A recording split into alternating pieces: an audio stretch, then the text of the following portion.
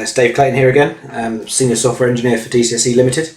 This is the final video in the series where we're going to discuss the front-end application of the Fantasy F1 online portal. So for this, what we're going to do is have a look at the project in WebStorm. So we've decided to go with Angular for the front end. We were going to use React. Really like React, it's a great tool set, great product. But we did some work for a client recently using Angular 8 and just thought Angular sort of has a slight edge over React at the moment. So this is using Angular 9, particularly like ngRx, so the implementation of Redux for Angular. It's really nice.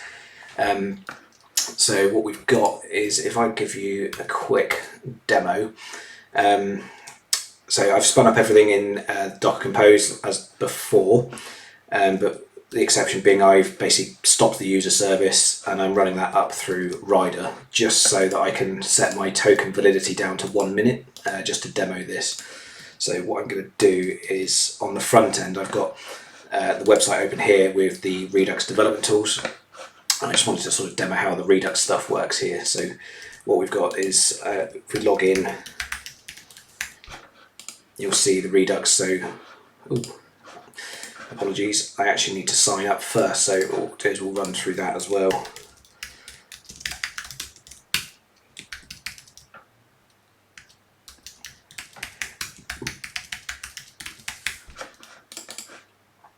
Cool, so we've registered and we'll just need to activate that account as well.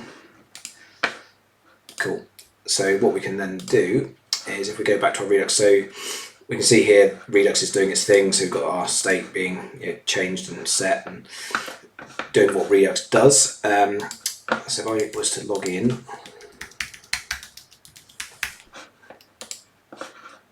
cool. So we see login success, and then what actually happens there is we get our bearer token back and our refresh token. So this token is now valid for 1 minute, and what we want to happen is we want the user to seamlessly get a new token when this expires. So using the refresh token in conjunction with the user service on the .NET Core side, we want this to just happen. So if I try and click on something in about a minute's time, we should see the refresh token happen.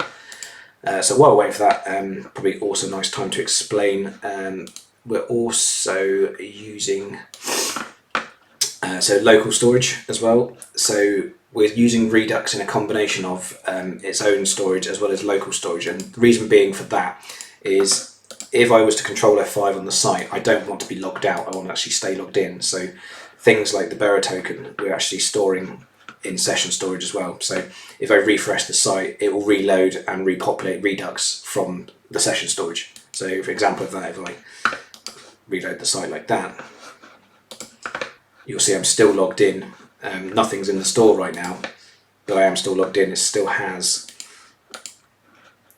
all the details, so it's still got my root token, and the time actually expired there as well. So I did a force refresh which persisted, but what it also did was exchange the refresh token. So you can see the exchange refresh token success here. So what that did was it went off to the user service, gave it the refresh token, got a new bearer token and stored that back into the cache.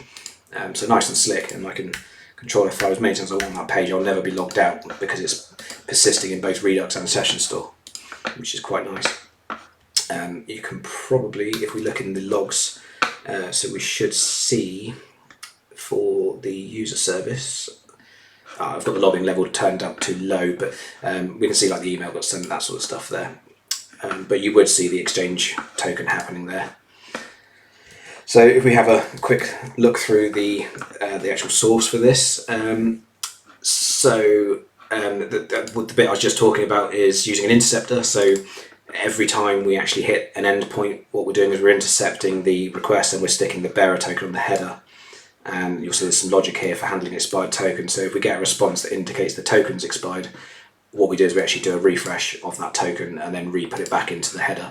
So the user sees nothing, it just seamlessly does it, which is really nice. So then ngRx itself, we are using, so we have our store, so reducer and state, all the usual stuff with Redux.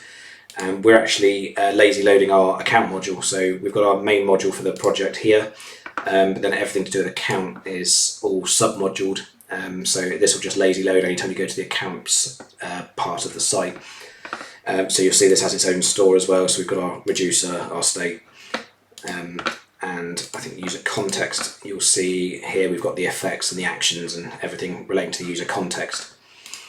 In terms of the actual structure of the site, so you have the main sort of layout of the site. So you've got the shell component and then the account links in the menu.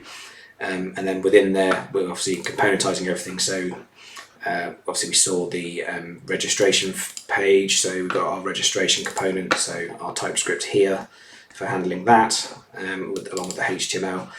And this is one of the reasons we prefer Angular over React. It's nicer having the HTML separate. As much as I like the JSX format, I prefer working with the HTML files separately.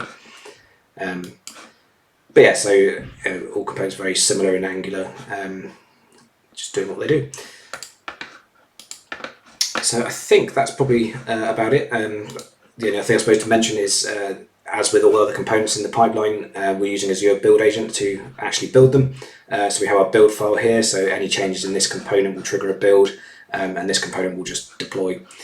So we've got our Docker file and our build pipeline here, and the Helm chart is all defined as well within the same structure.